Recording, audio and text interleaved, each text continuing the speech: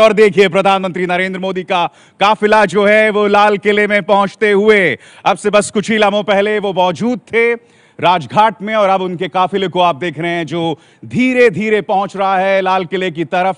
आप देख सकते हैं इसी काफिले से निकलेंगे, उनका इंतजार जो है रक्षा मंत्री मनोहर पर्रिकर कर रहे हैं। और यहां एबीपी न्यूज पर भी हमने एक बहुत बड़ा भव्य आयोजन किया है। देश जैसे ही 70वें साल में प्रवेश कर रहे हैं। हमारे साथ कंचन गुप्ता भी जुड़े हुए हैं। कंचन गुप्ता, इस काफिले के बारे में कुछ अगर आप कहना चाहें तो ऐतिहासिक तौर पर इसके मायने। ये हर साल का काफिला है जो प्रधानमंत्री की गाड़ी है, उसके साथ उनकी जो डमी कार होती है वो है और बाकी सिक्योरिटी कार्स है। काफिला में कुछ खास कहने लायक नहीं है। किसी जमाने में बगी पर चढ़कर प्रधानमंत्री आया करते थे, अब शायद वो बगी केवल राष्ट्रपति के चढ़ने। और वो बदला कब कंचन गुप्ता? बग्गी से इस तरह के कार्स में बदला कब? वो जब नेहरू के जमाने में ही वो बदल गया था और तब वो तय जब रिपब्लिक डिक्लेयर हुआ तब वो प्रोटोकॉल चेंज हो गया और प्रोटोकॉल के खातिर वो केवल जो प्रेसिडेंट रहे, प्रेसिडेंट को वो बग्गी मौजूद किया गया। और इस बार हम आपको बता दें कि खबर यह भी मिल रही है कि बुलेट प्रूफ पोडियम जो है वो हटा दिया गया है और बावजूद इसके कि उनकी सुरक्षा को लेकर बेतहाशा आशंकाएं हैं, बुलेट प्रूफ पोडियम को हटा दिया गया है। देख सकते हैं आप इंतजार उनका किया। और ये देखिए प्रधानमंत्री नरेंद्र मोदी लाल किले में, उनकी पहली झलक यहां पर दिखाई दे रही है। कुछ देर पहले आपने राजघाट में उनको देखा और अब उनका स्वागत रक्षा मंत्री मनोहर पर्रिकर यहां पर कर रहे हैं। अब से बस कुछ ही देर बाद वो पहुंचने वाले हैं और तिरंगा फहराएंगे। वो परंपरा जो पिछले 69 सालों से देश देखता आ रहा है। देश आजाद भारत आज अपने 70वें साल में प्रवेश कर रहा है।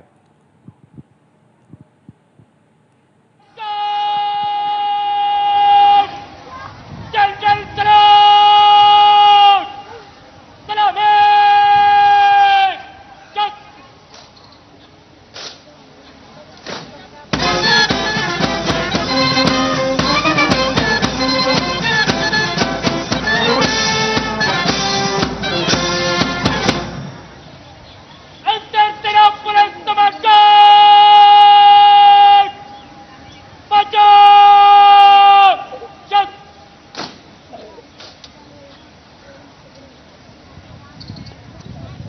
और अब माननीय प्रधानमंत्री जी से सम्मान कारक का निरीक्षण करने का Commanding the Prime Minister's Guard of Honor, Wing Commander K. Srinivasan goes up to the Prime Minister to request permission. अंतर सेना पुलिस सम्मान कारक निरीक्षण के लिए हाजिर है श्रीमान। अनुरोध सहर्ष स्वीकार किया माननीय प्रधानमंत्री जी ने और सम्मान कारक का निरीक्षण करने के लिए आगे बढ़े। Escorted by Wing Commander K. Srinivasan, Prime Minister Narendra Modi goes up to inspect the Guard of Honor, while the band position there will strike up a slow march.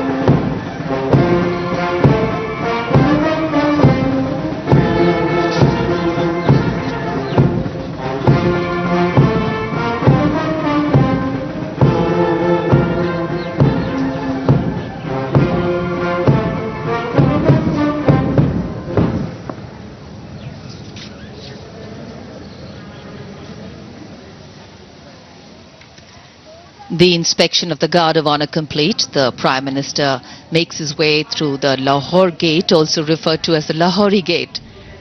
And then he will be escorted through ramparts of the Red Fort, where the flag hoisting will take place and the Prime Minister will address the nation.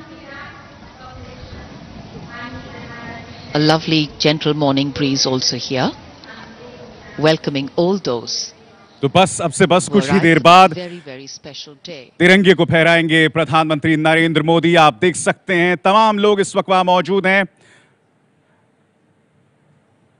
अब से बस कुछ ही लम्हों में प्रधानमंत्री नरेंद्र मोदी लाल किले के प्राचीर से संबोधित करेंगे, मगर पहले तिरंगा फहराएंगे।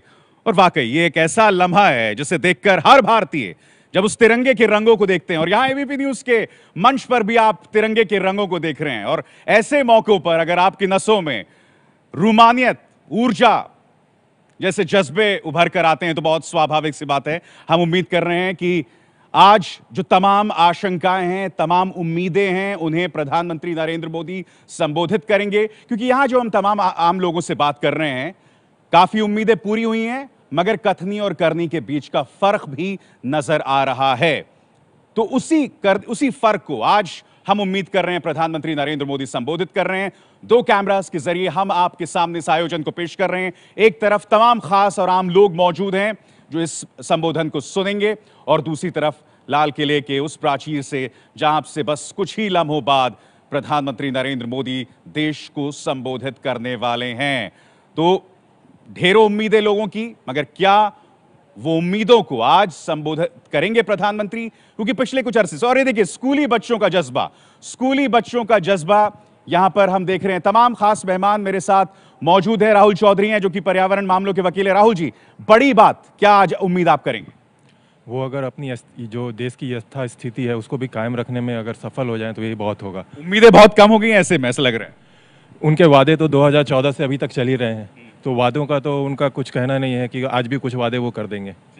आज भी वादे करेंगे। अनु खान है जो कि फ्लैट ओनर्स एसोसिएशन से हैं। अनु जी, प्रधानमंत्री जी से हम अनुरोध करेंगे और उम्मीद करते हैं कि जैसे लाखों फ्लैट बायर हैं जो आज भी हम लोग ये महसूस करते हैं कि आज भी हम आज़ाद नहीं हुए हैं, तो इन बिल्डरों से जो बेईमान बिल्डर्स से आज़ादी, बहुत अहम बात कही अनु खान साहब ने। बिल्डर्स से आज़ादी, और देश के सामने ऐसे ही कई छोटे बड़े मुद्दे हैं जिन्हें आज संबोधित किए जाने की जरूरत है। और जैसे कि हम बार बार कह रहे हैं, उम्मीदें हैं, उम्मीदें 2014 में कायम की गई थी। उन उम्मीदों पर खरा उतरना एक बहुत बड़ी चुनौती है। एक बहुत बड़ा देश है, जी हां, 1 अरब से ऊपर की आबादी वाला देश है ये। स्वाभाविक सी बात है, उन उम्मीदों को पूरा करना आसान नहीं है। और यही वजह है कि आज इस मंच पर भी जब हम आपके सामने आम लोगों की बातें रख रहे हैं, तो वो कथनी और करनी के बीच का एक हल्का सा फर्क, उस महीन फर्क को हम आज आपके सामने महसूस करता देख रहे हैं। तमाम लोग मौजूद हैं जो कि प्रधानमंत्री को यहां सुनने आए हैं। हम उम्मीद कर रहे हैं आपसे बस कुछ ही लम्हों बाद प्रधानमंत्री नरेंद्र मोदी जो हैं तिरंगे को फहराएंगे और अपनी बात जो है वो रखेंगे देश के सामने। क्योंकि हम आपको बता दें, आज खास बात यह है कि उन्होंने एक खास ऐप के जरिए लोगों के सुझाव मांगे हैं, और उम्मीद की जा रही कि जो लोगों ने सुझाव भेजे हैं वो यहां पर परिलक्षित होगी, वो चीज जो है यहां पर दिखाई देगी। और अब से बस कुछ ही लम्हों बाद प्रधानमंत्री झंडा फहराने वाले हैं लाल किले के प्राचीर से। इस भाषण से कई उम्मीदें हैं, और ये उम्मीदें इसलिए भी हैं क्योंकि पिछले कुछ अरसे से कुछ आशंकाएं लोगों के जहन में। आप देख सकते हैं वित्त मंत्री अरुण जेटली दिखाई दे रहे हैं, उनके सामने एक बहुत बड़ी चुनौती है पिछले कुछ अरसे से। जीएसटी का बिल पास हुआ, पूर्व प्रधानमंत्री मनमोहन सिंह को भी आप देख रहे हैं। तो तमाम एक्सपर्ट्स भी मेरे साथ मौजूद हैं। अशोक वानखेड़े, हम यहां पे मौजूद कर रहे हैं कि कथनी और करनी के बीच के उस फर्क को बार बार महसूस किया जा रहा है। बड़ी वजह क्या है? जो उनका पहला भाषण था लाल किले से, मुझे लगता है उसमें से 20% भी वो पूरे बाकी बचे हुए 3 सालों में इंप्लीमेंट कर पाए, 2.5-3 सालों में, तो भी मैं उनके लिए अचीवमेंट मानूंगा। उनके पहले भाषण में जो मुद्दे उठाए थे, आज भी सजेशन के रूप में यही आम जनता वही मुद्दे दे रही है, महिलाओं की सुरक्षा से लेके बाकी सारी चीजें। तो कहीं ना कहीं कथनी या तो वो इंप्लीमेंट नहीं कर पाए, ज्यादा बोल चुके हैं, या कहीं ना कहीं कथनी और करनी में फर्क दिखता है। कंचन गुप्ता, क्या आप भी इतनी निराशावादी स्थिति मानते हैं? ना, एकदम ही निराशावादी स्थिति नहीं है। पहला भाषण जो उनका था वो सही माने में 15 अगस्त को जैसा प्रधानमंत्री का भाषण होना चाहिए वैसा ही भाषण था। वो एक विजन था, एक अपील थी देश को, और वही विजन, वही अपील हर साल देना चाहिए। 15 अगस्त का जो मौका है, ये कोई नौकरी और सब्जी के भाव या किसी का सुरक्षा, ये इसके लिए नहीं है, उसके लिए नहीं है। अभय दुबे, आपके हिसाब से क्या ये व्याख्या आप इससे इत्तेफाक रखते हैं? देखिए, जो राष्ट्र के नाम संदेश दिए जाते हैं, चाहे वो लाल किले पे दिए जाएं या कहीं और से दिए जाएं, आमतौर पे उनमें पवित्र बातें भरी रहती हैं। और मुझे ऐसा लगता है कि उन पवित्र बातों से देश का काम चलता नहीं है। अब हम लोग 70वां स्वतंत्रता दिवस मना रहे हैं, अब कम से कम हमें इन पवित्र बातों के चक्कर से बचना चाहिए और प्रधानमंत्री को चाहिए कुछ ऐसी व्यवहारिक ठोस बातें कहें जिन्हें लागू करते हुए वो दिखाई पड़े। ऐसा नहीं कि लाल किले से तो कहें कि हमें 10 साल के लिए सांप्रदायिक टकराव पे मॉरिटोरियम लगा देना चाहिए और उनकी पार्टी और पूरी सरकार सांप्रदायिक टकराव के दावानल में कूद पड़े। तो ऐसा नहीं होना चाहिए, ये अंतर्विरोध नहीं होना चाहिए। अवस्थी जी, आप इत्तेफाक रखते हैं इससे? मुझे लगता है कि सबसे महत्वपूर्ण बात यह है कि आज जो देश के प्रधानमंत्री उनका जनता से सीधे कनेक्ट है, डिस्कनेक्ट नहीं है, जो काफ़ी लंबे समय तक डिस्कनेक्ट रहा। अपेक्षाएं कभी भी खत्म नहीं होती, ऐसा कभी भी नहीं होगा कि देश के आम नागरिक की सभी अपेक्षाएं खत्म हो जाएंगी, पूरी हो जाएंगी। वे बात महत्वपूर्ण यह है कि देश के आम नागरिक का विश्वास है देश के प्रधानमंत्री में कि वो जो कह रहा है उस दिशा में बढ़ रहा है। सबसे महत्वपूर्ण बात यह है। सबसे महत्वपूर्ण बात यह है। तमाम लोग मेरे साथ मौजूद हैं। हमारे साथ एम्बेसडर काटजू, देखिए देश इस वक्त एक बहुत ही अजीबोगरीब स्थिति से गुजर रहा है। कूटनीति की हम बात करें, नीति में भी प्रधानमंत्री को देश का मनोबल बढ़ाना है, क्योंकि आज के दिन मुझे लगता है कि पाकिस्तान का जो रवैया है उससे देश कुछ चिंतित है। यहीं पर कुछ लोगों ने भी पाकिस्तान का जिक्र किया है, तो पाकिस्तान के प्रति जो प्रधानमंत्री की नीति रही है जिसमें थोड़ा सा लचीलापन दिखा है, मुझे महसूस ये होता है कि आज के दिन उनको वो नीति स्पष्ट करनी चाहिए। एम्बेसडर काटजू, क्या ये लचीलापन है या असमंजस है?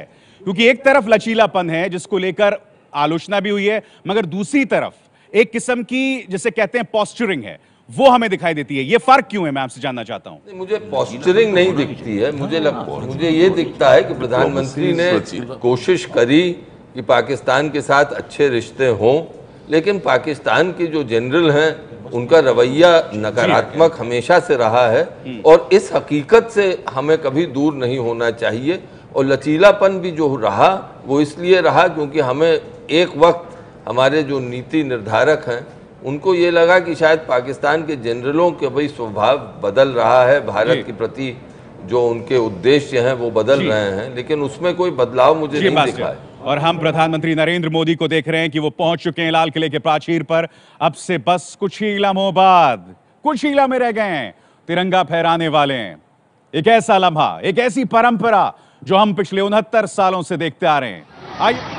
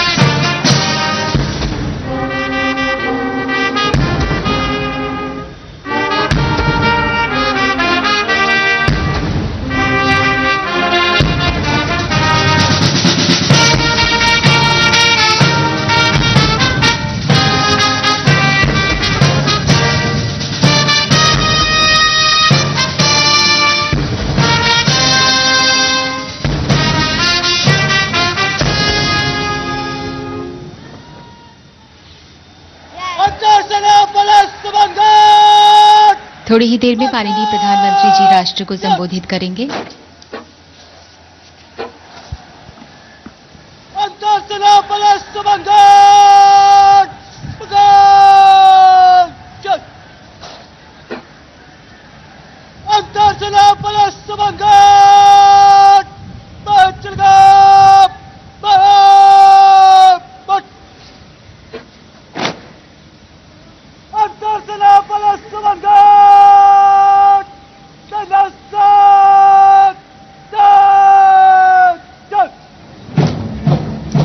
माननीय प्रधानमंत्री जी, आज जन जन के मन में pride in every movement, rhythm in every step. The national flag guard marches off to the tune of Sare Jahan Se Acha, and the 14 buglers also take their new positions, move away from here.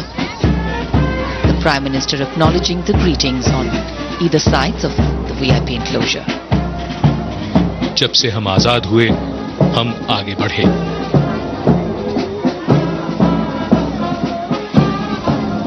सलामी गारद लाल किले के सामने से प्रस्थान करते हुए गौरव का एक और उत्कर्ष, आजादी के 70 वर्ष।